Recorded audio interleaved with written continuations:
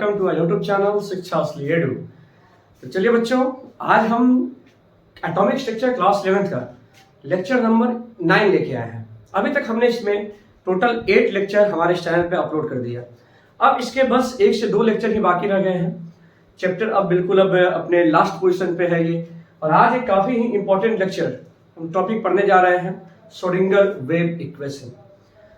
देखिए बच्चों, हुआ क्या था कि इलेक्ट्रॉन पहले पार्टिकल के जैसा हम बिहेव करते थे। बाद में आया वेव मैकेनिकल मॉडल, जहां पे अलग अलग साइंटिस्ट है, de Broglie, Heisenberg, uncertainty principle पर है, जो इलेक्ट्रॉन को वेव माने, है ना। उसी के बाद आया श्रोडिंगर इक्वेशन। ठीक है, तो श्रोडिंगर इक्वेशन में क्या है ना कि श्रोडिंगर इक्वेशन में बताया गया बच्चों, it gives an idea for 3D motion of electron in space in atom। जैसे आपको पता है कि इलेक्ट्रॉन अगर एटम के अंदर रिवॉल्व कर रहा है, जैसे हम क्या देखते थे कि नील बोहर का जो मॉडल है जिसमें इलेक्ट्रॉन को बताया गया कि एक सर्कुलर पाथ फॉलो कर रहा है, एक सर्कुलर पाथ। ऐसा रियल में हुआ नहीं, है ना। मालूम चला कि इलेक्ट्रॉन जो है बच्चों, यह एक 3D मोशन करता है। 3D मतलब x axis, y axis, z axis, तीनों में मोशन करता है। तो इलेक्ट्रॉन का पोजीशन क्या है ना। अब यहाँ पर इलेक्ट्रॉन का एक्यूरेट पोजीशन जैसे बताए थे, हाइजेनबर्ग ने भी कहा अपने प्रिंसिपल में कि हम इलेक्ट्रॉन का एग्जैक्ट पोजीशन फाइंड नहीं कर सकते हैं, जिसके बारे में हम अपने पिछले लेक्चर में आपको बताए थे, है ना, कि किस तरीके से हाइजेनबर्ग का अनसर्टेनिटी प्रिंसिपल जो था वो क्या बोलता है, वो सब चीज आपको बताया हुआ है। तो उसी तरीके से मालूम चला कि इलेक्ट्रॉन हमारे एटम में कहां पर एग्जिस्ट करता है ना, कहां पर उसकी प्रोबेबिलिटी है मिलने की, नॉट एक्यूरेट, प्रोबेबिलिटी, है ना। तो इसके लिए आया श्रोडिंगर वेव इक्वेशन, जो एक इन्होंने इक्वेशन दिया d square psi by d x square plus d square psi by d y square plus d square psi by d z square plus 8 pi square m by h square E minus V psi is equal to 0। ठीक है बच्चों, तो ये आया Schrodinger का wave equation, electron का, है ना, वेव इक्वेशन।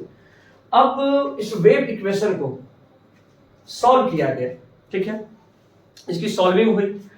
तो इससे साई के अलग अलग वैल्यू, यहां पर साई क्या है बच्चों, साई यहां पे है वेव फंक्शन। समझते हैं क्या है मतलब इसका, वेव फंक्शन है। ठीक है, एक्स वाई जेड पता ही है कि ये 3D मोशन कर रहा है, तो तीनों एक्सिस में ये रिवॉल्व करेगा, मतलब उसका कोऑर्डिनेट होगा एक्स वाई जेड। ठीक है, यहां पे आपको पता है कि एम क्या है, मास ऑफ इलेक्ट्रॉन होगा। ठीक है बच्चों, उसके बाद यह एच क्या है, पढ़े हम लोग, प्लैंक्स कांस्टेंट। ठीक है, उसके बाद ई क्या है यहाँ बच्चों, एनर्जी ऑफ इलेक्ट्रॉन, और भी क्या है, पोटेंशियल डिफरेंस। ठीक है, ये है इसका श्रोडिंगर का वेव इक्वेशन। ठीक है, इसी वेव इक्वेशन में बच्चों आपके एनसीईआरटी में शॉर्ट में लिखा हुआ है H psi is equal to E psi. इसी वेव इक्वेशन को हम शॉर्ट में लिख सकते हैं, जहां पर एच क्या है बच्चों, हैमिल्टोनियन ऑपरेटर, ई एनर्जी है और साई यहां पे है वेव फंक्शन। ठीक है, अब हैमिल्टोनियन ऑपरेटर से मैथ में जो जैसे एक एडिशन, सब्ट्रैक्शन, ये सब एक ऑपरेटर होता है, उसी तरीके से एच कैप जो आपको दिख रहा है, इसको बोलते हैं हैमिल्टोनियन ऑपरेटर। यह शॉर्ट फॉर्म है श्रोडिंगर वेव इक्वेशन का, है ना। अभी आप पहले इसको नोट करिए, अब इसमें हम कुछ और आपको समझाने का कोशिश करते हैं कि श्रोडिंगर वेव इक्वेशन क्या है। पहले इसको नोट कर लीजिए आप। देखिए बच्चों, अब क्या है, जैसे कि अभी हमने श्रोडिंगर इक्वेशन जो लिखा, तो उसमें हम क्या मान लेते हैं कि जैसे कोई 3 एक्सिस है, जैसे इसको हम मान लेते हैं एक्स एक्सिस है, ये वाई है, और क्या है ये बच्चों, जेड एक्सिस है। और अपना इलेक्ट्रॉन जो समझिए कि एक स्पेस में यहाँ पे है ना। तो अगर यहाँ पे इलेक्ट्रॉन है तो इसको लोकेट करने के लिए हमें चाहिए, जैसे ऐसे कि क्या होता है, मैं तो बोलते हैं ना कि ये एक्स एक्सिस, वाई एक्सिस और जेड एक्सिस, एक्स में कितना है, वाई में कितना है और जेड में कितना है, उसी को यहाँ पे बोलते हैं हम लोग क्या, आर, थीटा और फाई। ठीक है बच्चों, आर, थीटा और फाई। आई मतलब रेडियल डिस्टेंस कितना, रेडियल पार्ट इसका, ये एंगल को हम थीटा बोल दें, एंगल को हम क्या बोल दें यहाँ, हम फाई बोल दें हम। तो ये जो इसका पार्ट है ये आर जो है इसका रेडियल पार्ट है इसका। ठीक है बच्चों, और ये जो आप देख रहे हैं ये इसका कौन सा पार्ट है, ये एंगुलर पार्ट है ये। देखिए ध्यान से समझिए। अब क्या है कि जैसे हम इससे आर, थीटा और फाई को हम चेंज कर लेंगे डिस्टेंस में, कैसे नहीं करते हम लोग मैथ में कि मान लेते हैं कि यह थीटा है, ये आर है, ये पी है, तो थीटा को चेंज कर सकते हैं आर और पी के टर्म में, कुछ साइन थीटा ये सब के थ्रू, साइन थीटा पर ना पी बाई एच, वैसे ही कुछ इसको चेंज कर लेना है। ठीक है, और जाके इसको श्रोडिंगर का जो हमारा वेव इक्वेशन है उसके एक्स, वाई और जेड पर जाके उसको पुट करना है, और जहां पर इलेक्ट्रॉन किस ऑर्बिटल में है उसका एनर्जी देखना है। उन सब वैल्यूज को पुट करते हैं तो साई का वैल्यू आता है, एक वेव फंक्शन जो है हमारा साई, उसका वैल्यू आएगा। मतलब कि ऑन सॉल्विंग है ना Schrodinger wave equation, on solving we get different values of psi। होता क्या बच्चों, जैसे हमने क्या बताया कि जब हमने श्रोडिंगर का वेव इक्वेशन जो पहले लिखा था उस पे हमने इस चीज को जाके आर, थीटा और फाई को चेंज करके वैल्यू पुट किया, सॉल्व किया, मैथमेटिकल सॉल्यूशन है, सॉल्विंग का कोई काम नहीं है उसका, सॉल्व किया और वहां से हमने अलग अलग वैल्यूज निकाला साई का। ठीक है, साई के जो वैल्यूज हैं जिसमें से कुछ वैल्यूज मीनिंगफुल वैल्यूज, ठीक है, जैसे कि मान लेते हैं कि वैल्यूज जो आया साई 1, साई 2, कुछ साई 1 वैल्यू आया, साई 2 आया, साई 3 आया, अलग अलग वैल्यूज है। कुछ वैल्यूज इसमें मीनिंगफुल थे और कुछ क्या थे वैल्यूज जो मीनिंगलेस थे। कैसे हम लोग जब मैथमेटिकल फंक्शन को ही कोई सॉल्व करते हैं, जैसे क्वाड्रेटिक इक्वेशन है उसको हमने सॉल्व किया, एज प्रॉब्लम टाइप का क्वेश्चन है ना, हमने इसको सॉल्व किया तो x के दो वैल्यूज आ गए, एक पॉजिटिव आया और एक निगेटिव आया। तो आपको पता है कि हम जो वैल्यू लेना है हमें, एज तो कभी निगेटिव हो नहीं सकता है, तो हम उसका पॉजिटिव वैल्यू ले लिए हम, और जो निगेटिव वैल्यू था वो मीनिंगलेस था, वो भी वैल्यू। उसी तरीके से ये जो साई जो वेव फंक्शन है, ठीक है, उस पर हम उसको जब हमने श्रोडिंगर के वेव इक्वेशन में रख के साई के अलग अलग वैल्यूज निकाले तो ये वैल्यूज आए। जो मीनिंगफुल वैल्यूज होते हैं बच्चों उनको हम आइगन वैल्यूज भी बोलते हैं, आइगन वैल्यूज, ठीक है, इसको वैल्यूज बोलते हैं। इस तरह से तो साई की अलग अलग वैल्यूज हैं। अब यहां पर क्या है कि आप क्या देखते हैं कि अगर ऐसे देखा जाए तो साई का कोई फिजिकल सिग्निफिकेंस नहीं होता है, एक बस वेव फंक्शन है ये, साई का कोई physical significance, no physical significance. हाँ, लेकिन साई स्क्वायर का फिजिकल सिग्निफिकेंस होगा, हैविंग फिजिकल, इसका एक अपना मायने होगा, ये क्या कुछ बताएगा, हैविंग फिजिकल सिग्निफिकेंस। ठीक है, तो अभी तक हमने क्या सीखा, श्रोडिंगर का वेव इक्वेशन आया, 3D मोशन में इलेक्ट्रॉन का बताया गया, 3D मोशन, उसमें जो इक्वेशन, अगर इलेक्ट्रॉन किसी यहाँ पे एग्जिस्ट कर रहा है तो इसके रेडियल पार्ट होंगे, कितना रेडियस पे है और एंगल पे है, एंगुलर पार्ट है। इसको सॉल्व किया गया, सॉल्व करने अब जैसे कि आर, थीटा, फाई इस सब को साइन, कॉस इस सब में बदल के और श्रोडिंगर के वेव इक्वेशन को उसको पुट किया गया, है ना। उसको जैसे ही सॉल्व किए तो साई के अलग अलग वैल्यूज आए, कुछ वैल्यूज मीनिंगलेस थे और कुछ वैल्यूज मीनिंगफुल थे, उनको आइगन वैल्यूज बोलते हैं। ठीक है बच्चों, अब यहां से क्या है कि साई स्क्वायर का फिजिकल सिग्निफिकेंस है, बोला गया कि अगर साई स्क्वायर जहां पे 1 होगा, साई स्क्वायर जहां पे क्या होगा, 1 होगा, वहां पर बच्चों probability of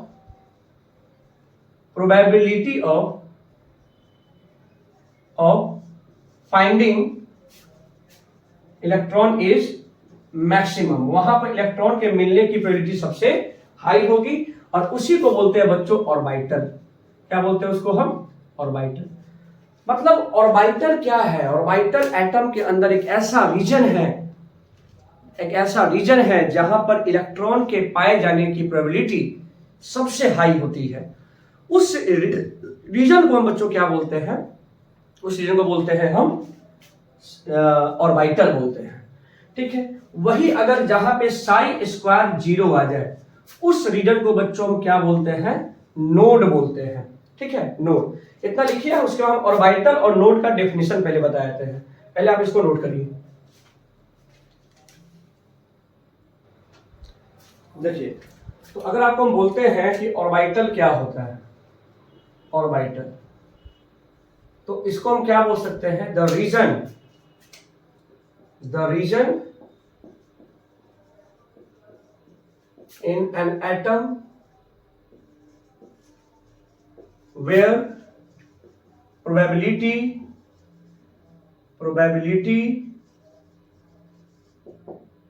of finding electron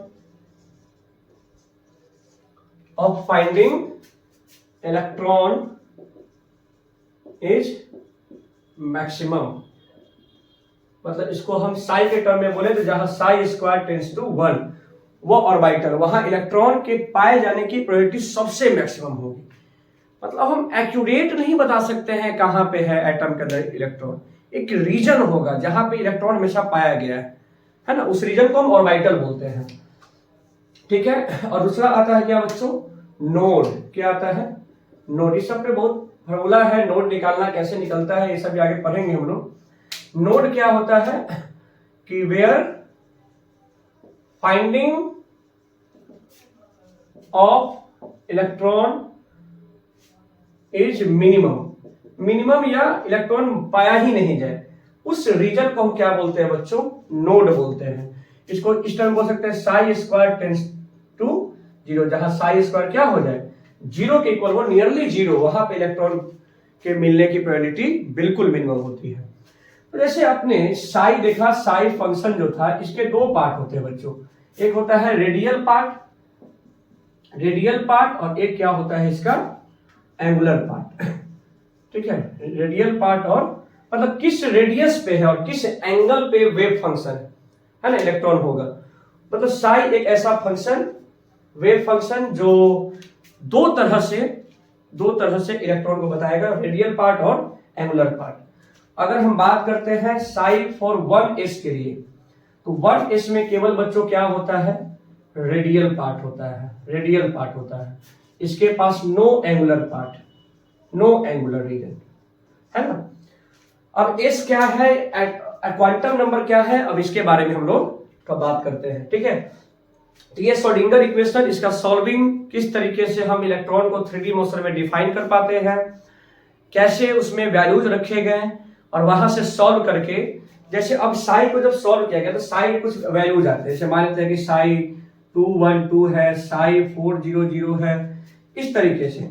तो इसको लिखने का तरीका, इसको सब एक्स एक्सिस वाई और जेड है ना, एक्स वाई जेड, इसी चीज को एक्स वाई जेड ना बोल के इसको क्वांटम नंबर कहा गया। ये n है, ये l है और ये m है। तो चलिए अब हम बात करते हैं किसके बारे में? Quantum number. ठीक है, समझिए क्वांटम नंबर क्या है। मतलब यहां से आपको बता दें कि जब श्रोडिंगर इक्वेशन को सॉल्व किया गया तो वहां से 3 क्वांटम नंबर आए हैं। ठीक है, मतलब क्वांटम नंबर के बारे में बता दें। एक काम करते हैं, पहले इसको लिखिए, क्वांटम नंबर को सेपरेट टॉपिक में ले लेते हैं।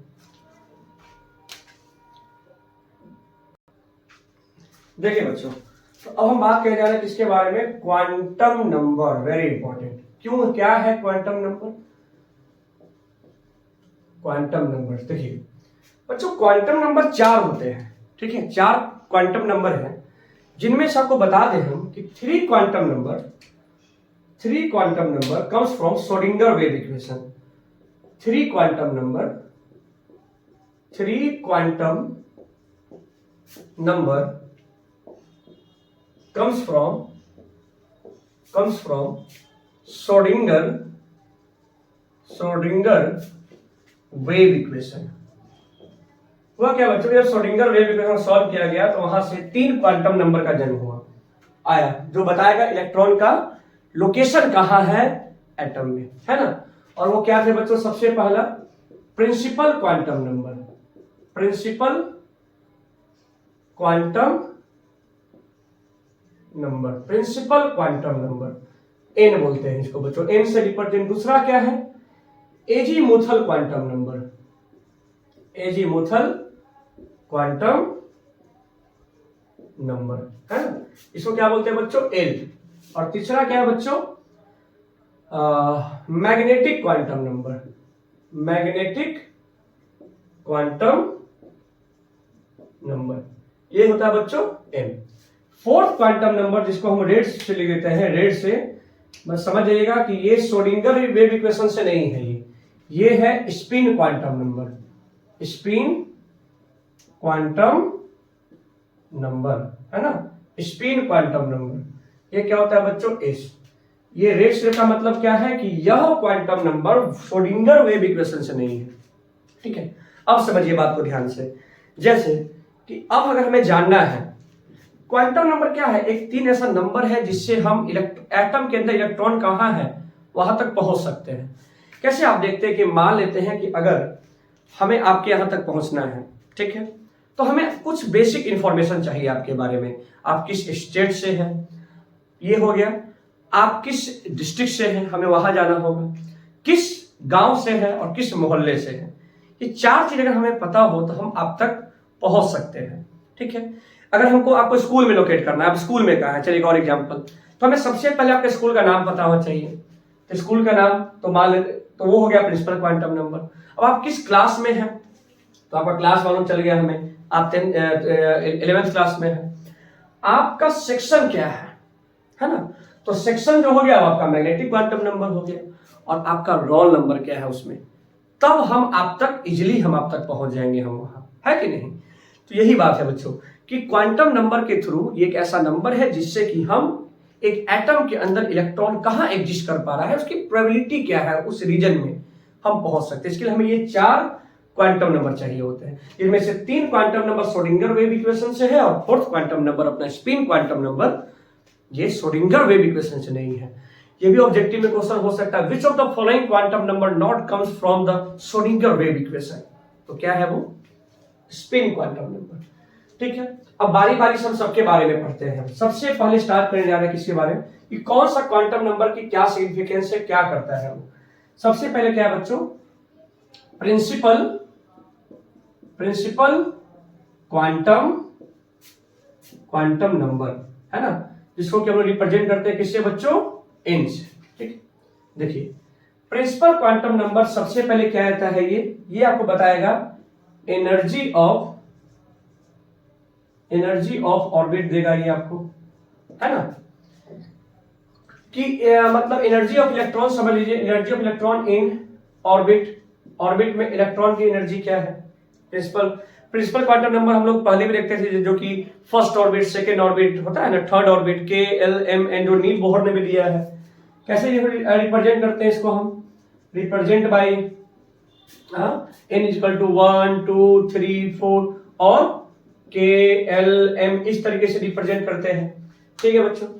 अब यहां से ये आता है कि अगर आपको बोला जाए कि number of electron in orbit कितना होगा, तो 2n स्क्वायर। बताएंगे ये 2n स्क्वायर का क्या मतलब है, number of electron in orbit. एक काम करते हैं, नंबर ऑफ ऑर्बिटर पे लिखते हैं, नंबर ऑफ ऑर्बिटर एक प्रिंसिपल क्वांटम नंबर में कितने ऑर्बिटर हो सकते हैं, तो ये क्या होता है फॉर्मूला इसका, n स्क्वायर। बस अभी आप फॉर्मूला याद करिए, आपको इसका मीनिंग बताएंगे कि n स्क्वायर ही क्यों हुआ, प्रश्न बना के रखिए। और अगर बोलते हैं number of electron in orbital in orbit, आपको अभी बता दे कि एक ऑर्बिटल में 2 इलेक्ट्रॉन एग्जिस्ट करते हैं, एक ऑर्बिटल में 2 इलेक्ट्रॉन। तो अगर इतने ऑर्बिटल में कितने इलेक्ट्रॉन टोटल, तो 2n स्क्वायर इतने इलेक्ट्रॉन होंगे। मतलब ये रहा प्रिंसिपल क्वांटम नंबर सबसे पहले। अब उसके बाद आता है क्या बच्चों, सेकेंड क्वांटम नंबर है, जो कि अपना एजीमुथल क्वांटम नंबर है। तो पहले आप इसको नोट करिए, अब आते हैं सेकेंड क्वांटम नंबर। देखिए बच्चों, अब सेकेंड क्या है बच्चों अपना, कौन सा क्वांटम नंबर, और वो है azimuthal quantum number. Azimuthal quantum number. ठीक है, पर सबसे पहले आपको बता दें it's values depends on an. इसके वैल्यू किस पर डिपेंड करते हैं बच्चों? एन पर। एन मतलब प्रिंसिपल क्वांटम नंबर पे। जैसे आपको बता दें इसका वैल्यूज जो है, वैल्यू कहां से होता है? 0 to n-1। ठीक है, 0 to। अब इसके थ्रू जैसे मान लेते हैं, जैसे यहां देखिए कि अगर हम यहां पर क्या लेते हैं? एल का वैल्यू, यहां लेते हैं उसका हम क्या नोटेशन लेते हैं, यहां उसका हम लेते हैं नेम, और यहां क्या लेते हैं उसका हम शेप। ठीक है, शेप समझिए ध्यान से।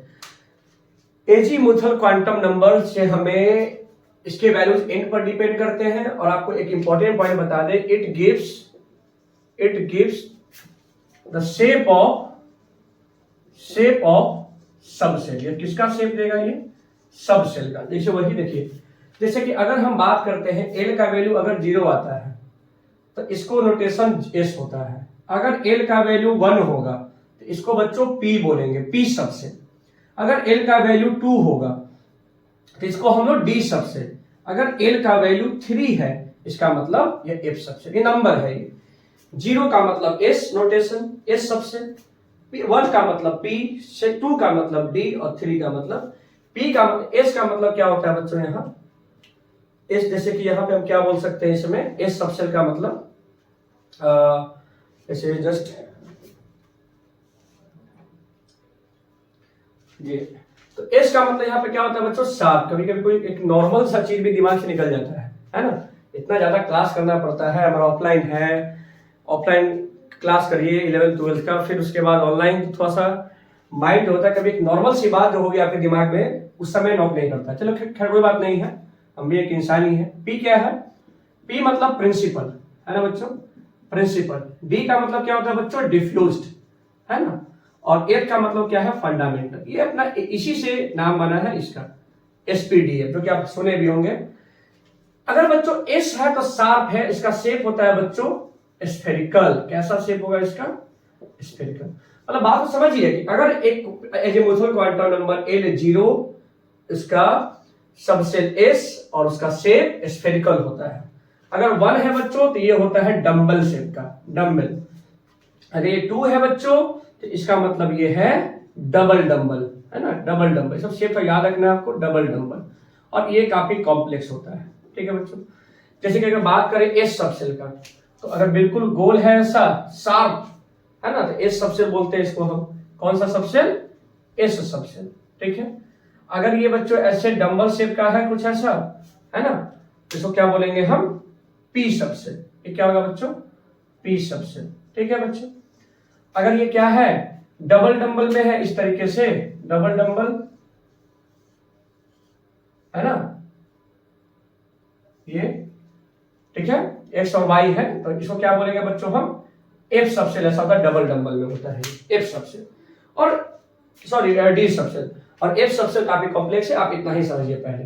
ठीक है, तो कुल मिलाकर क्या समझ में आया बच्चों आपको कि अगर एजीमुथल क्वांटम नंबर जिसके वैल्यू 0 से 1 होंगे, ठीक है, इसके अलावे जैसे कि अगर बात करते हैं, ये एक एग्जांपल लेते हैं इसमें हम। अगर मेरा एग्जांपल क्या है यहाँ कि अगर n बराबर 3 है, n बराबर थर्ड ऑर्बिट है, तो इसमें l के क्या क्या वैल्यू हो सकते हैं? तो l का वैल्यू 0 to 3 - 1, 0 to 3 - 1 मतलब 0 से लेकर कहां तक होगा? ये 2 तक। मतलब l के वैल्यूज 0, 1, 2 हो सकते हैं। इसका मतलब ये हुआ कि अगर देखिए n बराबर 3 में 0 भी होगा, 1 भी होगा, 2 भी होगा। मतलब n ऑर्बिट में 3 l है, 0 भी होगा, 3 1 भी होगा, 3 2 भी होगा। तो 3 0 का मतलब इसके पास 3s भी है, 3p भी है और 3d भी है। आप कभी 3f नहीं सुनते हैं है ना, 3f नहीं एग्जिस्ट नहीं करता है। वैसे एग्जांपल लेते हैं, अगर मान लेते हैं n बराबर हमने सेकंड ऑर्बिट लिया, तो सेकंड ऑर्बिट के लिए l का वैल्यू 0 and 1 ही हो सकता है, क्योंकि l का वैल्यू 0 से n - 1 मतलब 2 - 1 मतलब सेकंड ऑर्बिट के पास s सबसेल होगा और 1 का मतलब p सबसेल होगा। सेकंड ऑर्बिट के पास s सबसेल और p सबसेल मतलब 2s हो सकता है और 2p हो सकता है, इसके पास 2d नहीं हो सकता है इसके पास। ठीक है, इतना पहले नोट करिए। अब हम आते हैं अपने थर्ड क्वांटम नंबर, जो कि हमारा क्या है, अच्छा यहां से अगर नंबर ऑफ सबसेल निकाला जाए, एक मिनट यही बता देते हैं आपको हम कुछ फार्मूला, बाद में आपको बिना फार्मूला के भी आप क्वेश्चन एक बार में सॉल्व कर लेंगे आप, है ना। क्या है, आप नोट कर लीजिएगा उसको जब भी। नंबर ऑफ सबसेल कैसे निकालेंगे आप, तो 2 इंटू 2l प्लस 1, है ना, 2l प्लस 1। अब कोई भी l है उसमें, उसके पास कितने l बराबर 0 है तो सबसेल 1 होगा। अगर l बराबर 1 है, l बराबर 1 है तो 2 1 जा 2 प्लस 1 क्या होगा उसके पास, नंबर ऑफ सबसेल है, number of orbital, sorry number of orbital. ठीक है, तो क्या होगा 12 प्लस 1। ठीक है, मतलब अगर l बराबर अगर 1 है तो ऑर्बिटल कितना होगा, 2 into 1 plus 1 that is 3 orbital होंगे उसके पास, 3 ऑर्बिटल होंगे। अब 3 ऑर्बिटल कौन कौन सा होगा, px py pz वो बनता है, जो आगे बताएंगे मैग्नेटिक क्वांटम नंबर में। अच्छा इसी में अगर बोले नंबर ऑफ इलेक्ट्रॉन बता दीजिए, जब l पता है नंबर ऑफ इलेक्ट्रॉन तो 2, अब एक ऑर्बिटल में 2 इलेक्ट्रॉन, तो जितने ऑर्बिटल है उसमें क्या करना है, 2 से मल्टीप्लाई कर देना है, तो इससे नंबर ऑफ इलेक्ट्रॉन निकल जाएगा। तो कुल मिलाकर एजीमुथल क्वांटम नंबर क्या रहा, इसके वैल्यू 0 से n-1। दूसरा बात, यह सबसेल का शेप देगा नंबर के according, L0 S subshell spherical, L1 P subshell dumbbell, L2 D subshell double dumbbell, L3 F subshell complex. इतना बात है। ठीक है, तो चलिए अब इसको नोट करिए। हम आते हैं अपने थर्ड क्वांटम नंबर, जो कि है मैग्नेटिक क्वांटम नंबर। देखिए बच्चों, अब एक जो नेक्स्ट जो है अपना magnetic quantum number, magnetic quantum number, तो ये क्या होता है बच्चों, m, इसको रिप्रेजेंट करते हैं NLM, श्रोडिंगर वेव इक्वेशन से। बता दें बच्चों, इट गिव्स, क्या इससे इंफॉर्मेशन मिलता है, it gives the number of orbital in a given subshell, एक सबसेल में कितने ऑर्बिटल होंगे, एंड ओरिएंटेशन ऑफ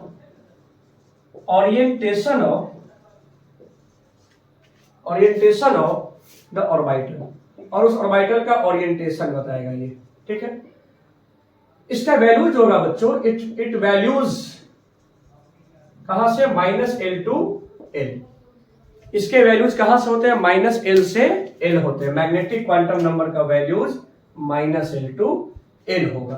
ठीक, जैसे आप यहां देखिए, अगर मान लेते हैं बच्चों यहां पे एक टेबल फॉर्म में कि हमने यहां लिख दिया सबसे पहले l का वैल्यू। ठीक है, अब यहां एक चार्ट जैसा बना लेते हैं यहां पे,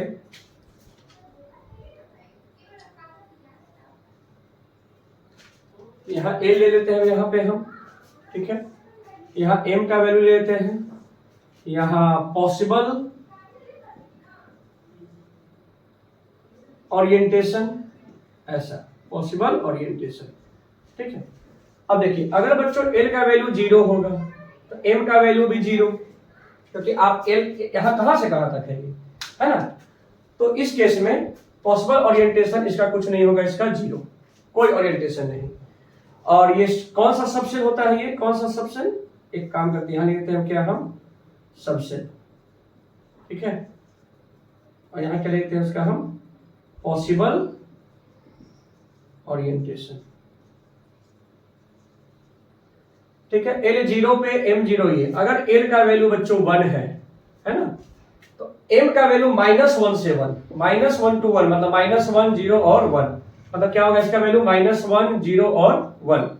इसमें कौन सा सबसेल आता है बच्चों, S सबसेल है और ये P सबसेल है, मतलब -1 0 और 1 का मतलब एक क्या क्या आएगा इसमें, px py और एक pz, 3 ओरिएंटेशन देगा ये। और इसके पास 0 ओरिएंटेशन, इसके पास टोटल 3 ओरिएंटेशन होंगे, कौन कौन सा, px py और, जैसे आपने देखा है ना ये, जैसे ये जो होता है p सबसेल कैसा होता है, p सबसेल डंबल शेप का है ऐसा, तो यह डंबल शेप बच्चों x एक्सिस में भी हो सकता है कुछ ऐसा, मान लेते हैं कि ये क्या है, ये है अभी x है और ये y है, तो ये z एक्सिस में है, इसको हम pz बोलेंगे इसको हम। ऐसी ये यह डंबल से y एक्सिस में हो सकता है, z एक्सिस में हो सकता है ये। तो इसके 3 ओरिएंटेशन होंगे। जैसे यही अगर मान लेते हैं ऑर्बिटल है px, तो अगर मान लेते हैं आप न्यूक्लियस पे है और आपको बोला गया कि आप p सबसेल में अपना इलेक्ट्रॉन है जाइए, तो आपके मन में आएगा कि सर हम p सबसेल में जाना है तो किधर जाए, x में जाए कि y में जाए कि z में जाए, क्योंकि इलेक्ट्रॉन तो 3D मोशन कर रहा है। तो इसके लिए हमें इसका ओरिएंटेशन चाहिए px, py, pz। लेकिन जो चीज स्फेरिकल होता है उसका कोई ओरिएंटेशन नहीं होता है। जैसे मान लेते हैं एग्जाम्पल के अगर आपके प्लेट में रसगुल्ला रखा हुआ है ऐसा, इस गोल रसगुल्ला, तो कोई अगर उसको रोटेट कर दिया तो कोई मालूम चल रहा है कि वो किस एक्सिस में वो घूम गया, कोई सा ओरिएंटेशन नहीं। लेकिन अगर एक लंबा सा रसगुल्ला रखा हुआ है ऐसे, आप प्लेट में ऐसे रखे थे और कोई इसको ऐसे टच करके इसको ऐसे कर दिया, तो आपको मालूम था कि नहीं मेरे इस रसगुल्ले को कोई ना कोई टच किया है, तभी तो इसका ओरिएंटेशन बदल गया। लेकिन अगर कोई गोल चीज होता है उसको कोई टच करेगा, कोई अगर घुमा के अगर ऐसे रख देगा तो पता नहीं चलेगा कि आपके रसगुल्ले को कोई टच किया है कि नहीं, क्योंकि वो स्फेरिकल शेप का था। समझ में आ रहा है ना बात?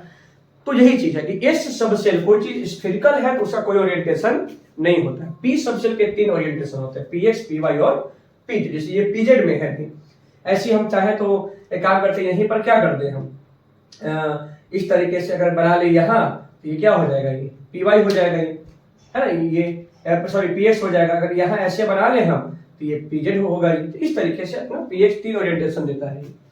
अगर l का वैल्यू 2 है तो ये -2, -1, 0, 1 और ये 2 टोटल। इसमें इसके 5, यह पता नहीं ये डी सबसेल होता है, ये डी सबसेल, इसके 5 ओरिएंटेशन होते हैं, dxy, dyz, dxz, सॉरी यहाँ, उसके बाद dx square minus y square और dz square. Generally dz square को 0 वाला मैग्नेटिक क्वांटम नंबर देते हैं इसको हम, है ना।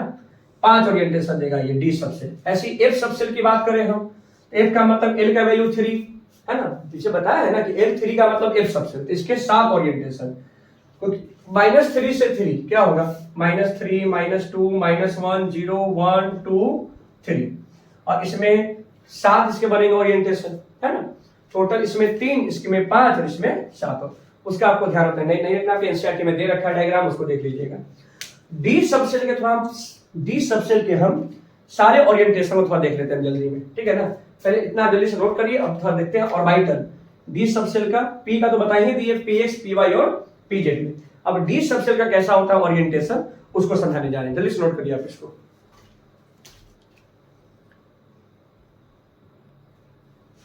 देखिए अब जैसे कि क्या है, इसमें डी सबसेल की बात करते हैं हम, किसे कैसे कैसे ओरिएंटेशन होते हैं, ठीक है। तो यहां पर क्या है कि डी सबसेल में जैसे सबसे पहले अगर हम ले लेते हैं यहाँ पर क्या x और ये y है, तो यहाँ इस तरीके से डबल डंबल बनता है ना डी का, between the axis, non axial है ये क्या बन गया बच्चों, dxy। अगर इसका नोडल प्लेन यही बता दें, नोडल प्लेन अभी आगे बताते भी हम। नोडल प्लेन का मतलब होता है बच्चों कि एक ऐसा प्लेन कटिए जहां पे इलेक्ट्रॉन नहीं हो, इलेक्ट्रॉन वहां पे एग्जिस्ट नहीं करता। नोडल प्लेन क्या क्या होता है इसका, देखिए ये y है ना, तो अगर मैं इसको इस ऐसे कट, अच्छा पता है कि x है, ये y है, तो आगे सामने z होगा। तो अगर हम इसको ऐसे कट कर दे हम इस प्लेन में, मतलब ये कौन सा प्लेन है, ये yz, कौन सा प्लेन हुआ ये yz। और दूसरा क्या है बच्चों, ये प्लेन है, इसमें कट कर दे तो ये क्या है बच्चों xz। मतलब अगर dxy है तो इसके दो नोडल प्लेन होंगे, है ना, yz और xz, ठीक है। आइए इसके बाद सेकंड क्या है कि अगर लेते हैं यहाँ पर क्या हम x हो गया और ये z हो गया, ये इस बार y आगे की तरफ होगा, तो ऐसा बनेगा अपना ये डंबल शेप, ये डबल डंबल। बिल्कुल न्यूक्लियस के पास इलेक्ट्रॉन नहीं एग्जिस्ट करता है, पता है वो, ठीक है। तो इसका क्या होगा, इसको क्या बोलते हैं, dxz, ठीक है। तो इसका नोडल प्लेन क्या क्या बनेगा, इसका नोडल प्लेन का मतलब ऐसा प्लेन जहां इलेक्ट्रॉन नहीं हो। अगर आप ऐसे आते थे इलेक्ट्रॉन में, नोडल प्लेन मतलब ये कट, अगर आप ऐसे कट करते हैं तो इसका नोडल प्लेन yz हो जाएगा।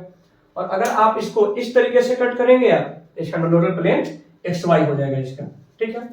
इसका तीसरा क्या बनने वाला है, तीसरा होगा जैसे कि, ठीक है, इसमें क्या होता है बच्चों, जैसे कि अगर हमने इसको क्या ले लिया y और इसको क्या ले लिया z, है ना, तो ये बनेगा dyz, ठीक है। ये कौन सा है, dxy, xy, yz और xz, 3 3 बनता है इसका।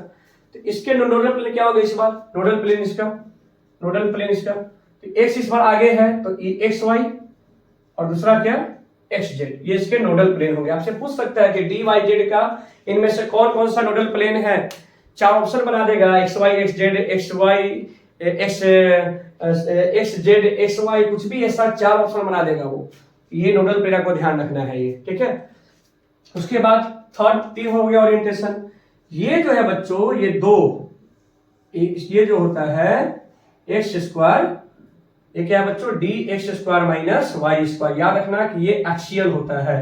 ये 3 जो ओरिएंटेशन है वो नॉन एक्सियल होगा। ये क्या है, इसके नोडल प्लेन कुछ ऐसे होते हैं इस तरीके से डायगोनली, ये नोडल प्लेन होगा इसका, एक्सियल पे नोडल प्लेन नहीं होगा इसका। और एक आखिरी जो सबसे थोड़ा यूनिक भी है, और वो क्या है बच्चों इस तरीके से देखिए, डी जेड स्क्वायर, ये जेड एक्सिस है और ये ऐसा है ना, ये क्या है बच्चों डी जेड। इसके पास नोडल प्लेन नहीं होगा, इसके पास कोनिकल होता है, कोनिकल नोड होता है, ठीक है ना बच्चों। कोनिकल नोड ऐसा एग्जिस्ट करता है कुछ इस तरीके से ऐसे, है ना, कोनिकल नोड होता है इसके पास ये, ठीक है। तो इसका मतलब टोटल इसके पास 5 ओरिएंटेशन होते हैं। इसको हम लोग मान लेते हैं -1 हो गया, ये सॉरी -2 होगा ना, -2 है, -1 है, ये 1 है, ये 2 है, और इसको जनरली हम 0 लेते हैं, ठीक है। ऐसा ओरिएंटेशन 5, ठीक है बच्चों। मतलब इसके पास टोटल 5 ऑर्बिटल होते हैं इसके पास, और ये ओरिएंटेशन ऐसा ऐसा होता है। मतलब डी सबसेल के पास 5 ऑर्बिटल, पी सबसेल के पास 3 orbital, px py pz। S subshell के पास कोई ऑर्बिटल नहीं, अकेला, ठीक है। जल्दी इसको नोट करिए पहले आप। देखिए बच्चों, अब अपना जो चौथा क्वांटम नंबर है 4th, वो है क्या बच्चों, spin quantum number, spin quantum number है ना, इसको एस से रिप्रेजेंट करते हैं, एस। अब स्पिन क्वांटम नंबर क्या है बच्चों, जैसे आपको पता होगा कि इलेक्ट्रॉन जो होता है ना बच्चों अपने एक्सिस पर रोटेट भी करता है, स्पिन बोलते हैं उसको हम, ठीक है। तो इसमें क्या स्पिन क्वांटम नंबर है बच्चों कि अगर निकाला जाए स्पिन क्वांटम नंबर होता है कि जैसे अगर एक इलेक्ट्रॉन है तो ये एंटी क्लॉक भी घूम सकता है और ये क्या कर सकता है, ये क्लॉकवाइज भी घूम सकता है। तो स्पिन क्वांटम नंबर 2 होते हैं। अगर ये क्लॉकवाइज घूम रहा है बच्चों ये इलेक्ट्रॉन, लगे यहां हमने क्या लिखा एंटी क्लॉक, ये एंटी क्लॉक है ना, ये एंटी क्लॉक वाइज, तो इसको आप -12 ले लेना। और ये क्लॉक वाइज होगा, हालांकि कोई रूल नहीं है, हम जनरली इसी को फॉलो करते हैं, +12 ले लेना। 2 इसमें स्पिन होता है, -12 और +12, ठीक है बच्चों। अब जैसे क्या है कि ये हो गया स्पिन क्वांटम नंबर। अब मतलब टोटल 4 क्वांटम नंबर हो गए, S P quantum n l m और s। अब देखिए इसमें क्या क्या है, और कि अगर आपसे हम बोले कुछ फार्मूला, आपको थोड़ा ध्यान रखना है, ये 2 फार्मूला इंपॉर्टेंट है ये, कि एंगुलर ऑर्बिटल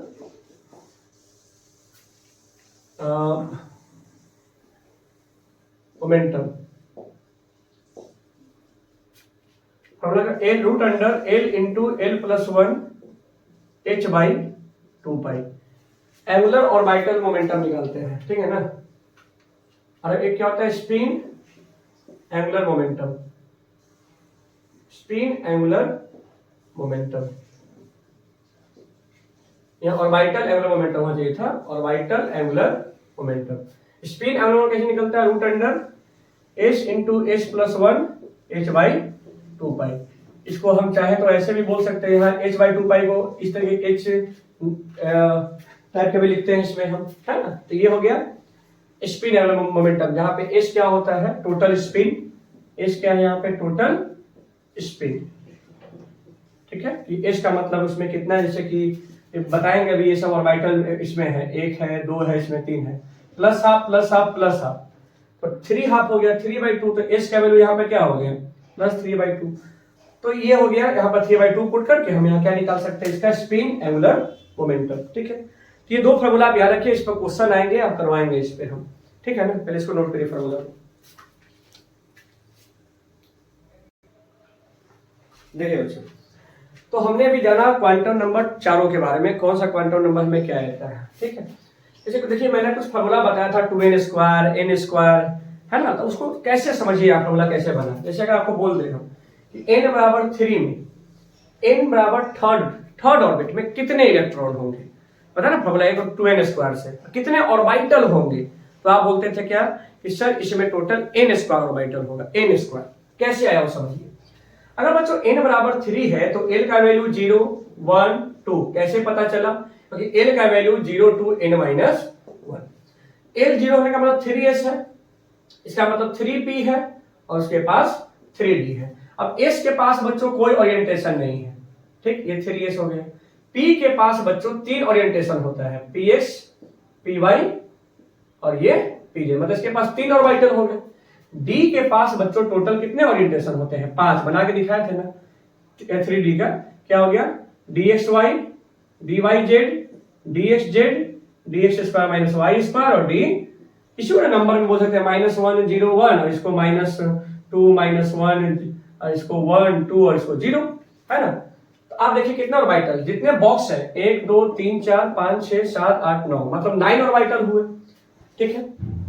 ऐसे ही अगर n बराबर 2 लेते हैं, मतलब n 3 है तो ऑर्बिटल कितना आया इसमें, कितने ऑर्बिटल इसमें आया है, 9 ऑर्बिटल। अगर n 2 होगा तो l का वैल्यू 0 और 1, मतलब 2s और क्या होगा 2p।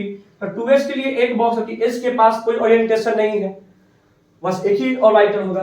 p के पास बच्चों 3 ओरिएंटेशन, एक px py pz, इसमें 3 ऑर्बिटल, एक 4, मतलब जब n बराबर 2 है तो ऑर्बिटल इसके पास कितना आ रहा है, इसके पास 4 आ रहा है। तो इसी से हम क्या करते हैं, एक फार्मूला बना लेते हैं। क्या फार्मूला बनाते हैं इसमें, n अगर 2 है तो 4 है ऑर्बिटल, n 3 है तो 9 है। इसका मतलब n जितना भी हो तो उसमें नंबर ऑफ ऑर्बिटल n², है ना, 2 का स्क्वायर 4 3 का स्क्वायर 9।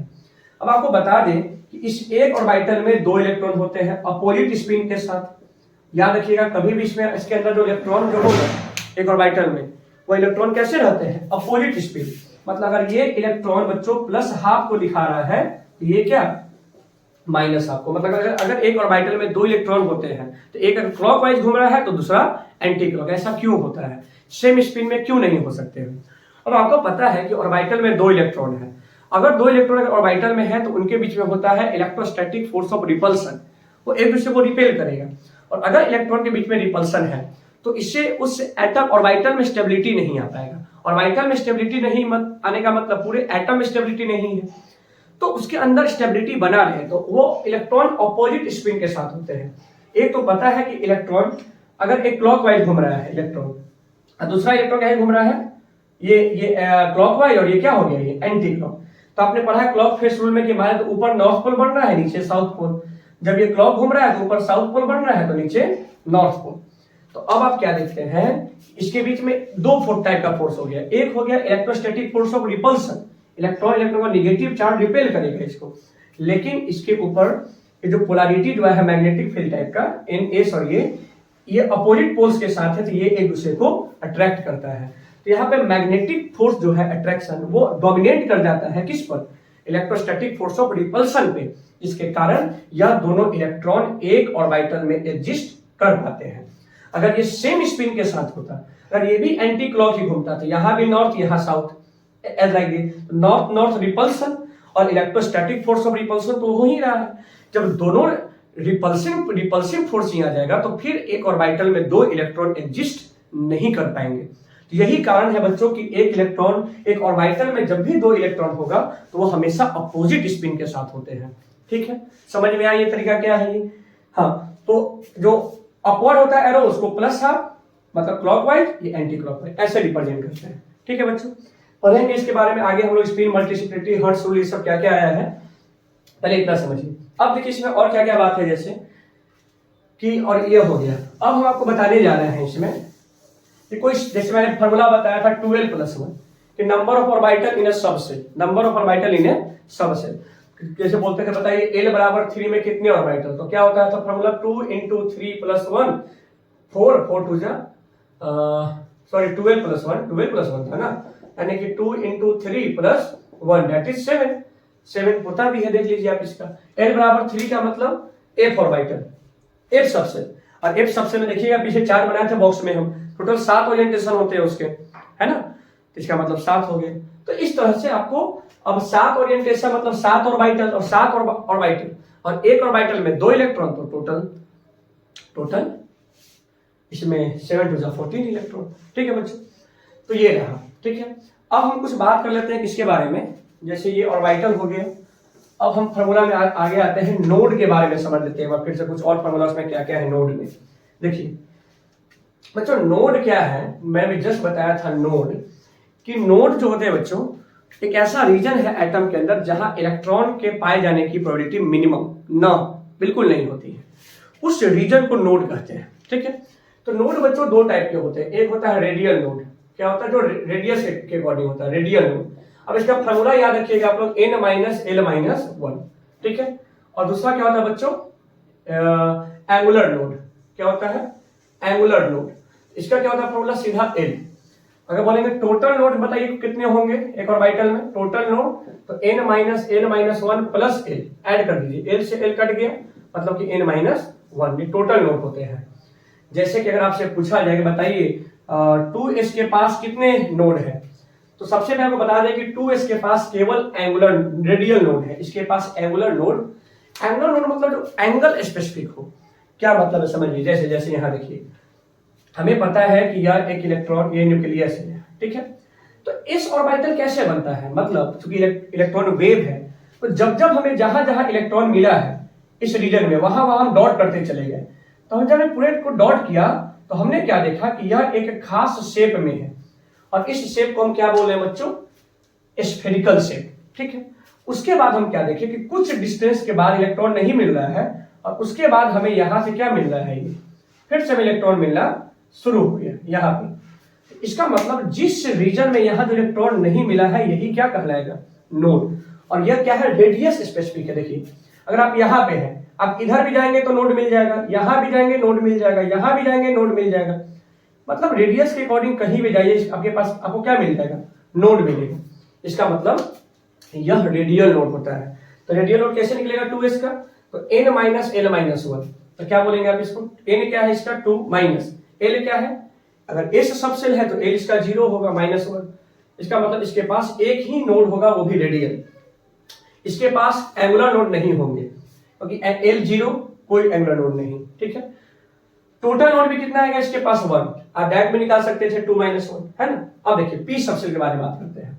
जैसे कि अगर आपसे पूछते 2p के पास कितने रेडियल और कितने एंगुलर नोड है, या टोटल नोड भी पूछ सकता है। तो फार्मूला अगर याद है तो सीधे बन जाएगा। समझने की बात समझिए यहाँ कि अगर ये क्या है बच्चों, यहाँ पे ये क्या है कि 2p है ना, 2p।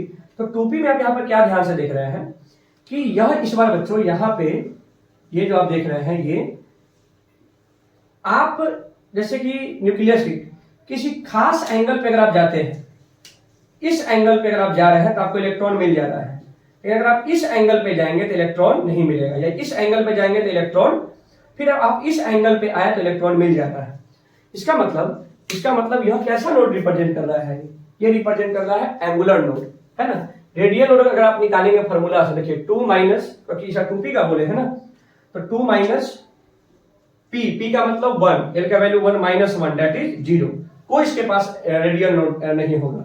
एंगुलर नोड क्या है इसका, l मतलब p का मतलब l का वैल्यू क्या होता है इसके पास 1, मतलब इसके पास टोटल एक नोड होंगे, और वो भी कैसा होगा, एंगुलर नोड होगा 2p के पास। अगर इसी तरीके से 3p का पूछ दे हम आपसे तो आप निकालिए 3 पर टोटल नोड कितने होंगे इसके पास, तो 3 माइनस 1 डायरेक्ट, 3 माइनस 1 2 होगा। अब 2 हो गया तो पूछ सकता है इसमें कितने रेडियल है और कितने एंगुलर है। ठीक है, रेडियल नोड को बच्चों स्फेरिकल नोड भी हम बोलते हैं, याद रखिएगा, कभी क्वेश्चन में स्फेरिकल नोड भी आपको पूछ सकता है। तो 3p के लिए हम रेडियल नोड निकालेंगे सीधा, तो 3 माइनस 1 माइनस 1 दैट इज 1। ठीक है, और इसके लिए एंगुलर नोड अगर निकालते हैं हम तो क्या हो जाएगा, p वैल्यू क्या है 1 मतलब 1। ठीक है, p का जगह पे 1, तो टोटल कितने नोड हो गए इसके पास, 1 प्लस 1 दैट इज 2 हो गए। ठीक है बच्चों, तो इस तरीके से हम नोड फाइंड करते हैं। ठीक है, जल्दी से नोट करिए आप इसको।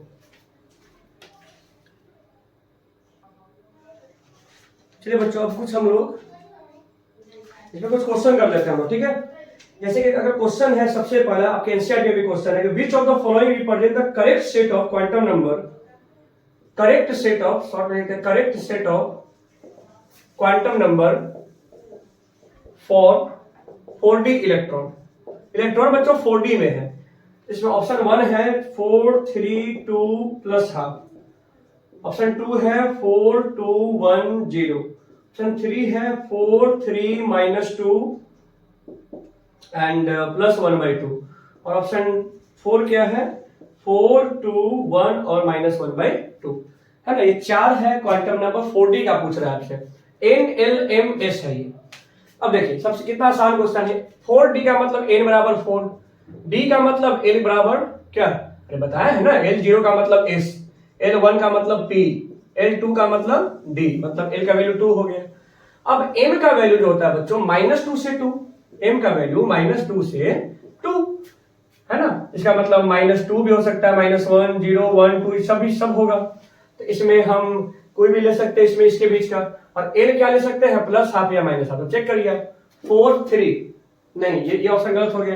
4 2, लेकिन स्पिन क्वांटम नंबर 0 दे रहा है, नहीं स्पिन क्वांटम नंबर 2 ही हो सकते हैं, spin quantum number plus half या माइनस हाफ।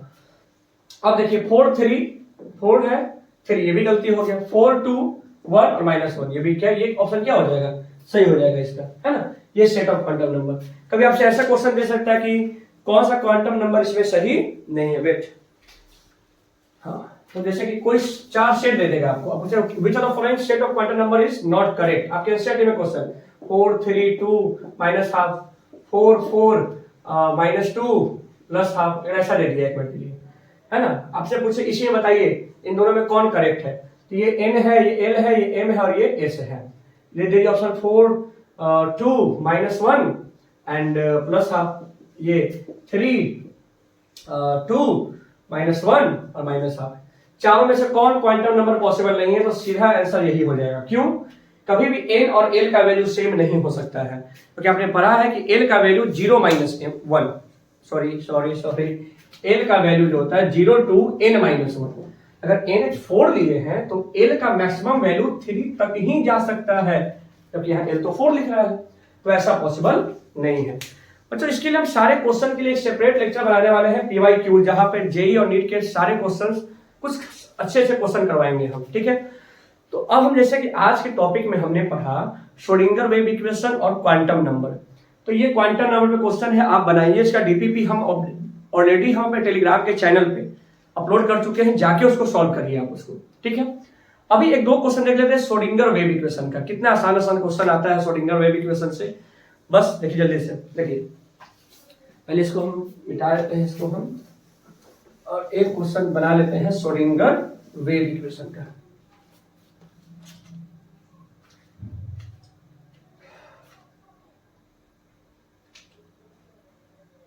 देखिए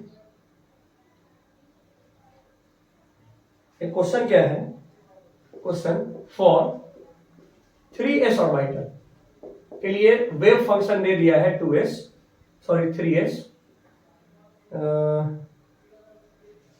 और 2s ऑर्बिटल देते हैं 2s, क्या दिया हुआ wave function 1/2√2 pi 1/a0 power 1/2 2 minus r/a0 power e to the power minus r/2a0, and if r is equal to r0, radial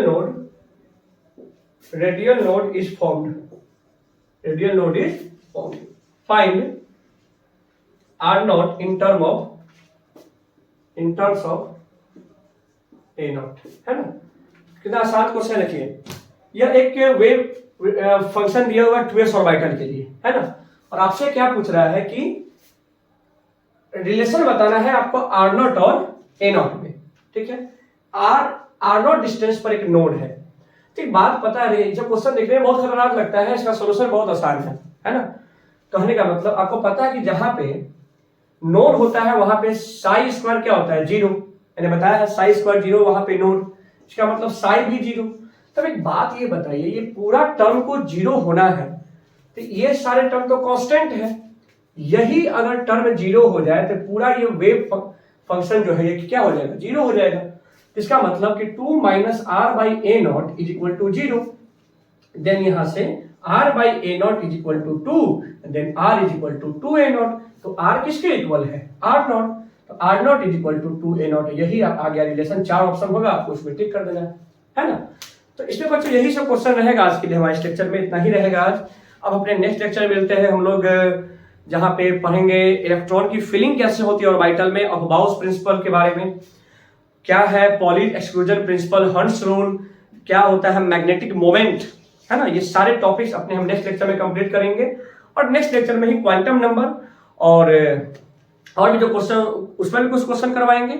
और एक लेक्चर, मतलब इस चैप्टर में हम 2 लेक्चर भी और अपलोड करने वाले हैं। एक लास्ट टॉपिक जो होगा हमारा अगला, वही अफबाउ प्रिंसिपल, इसके अलावा पॉली एक्सक्लूजन प्रिंसिपल, हंस rule, spin multiplicity, magnetic moment कैसे फाइंड करते हैं, ये सब पे हम आपको क्वेश्चन करवाएंगे, टॉपिक बताएंगे, उसका कंसेप्ट बताएंगे।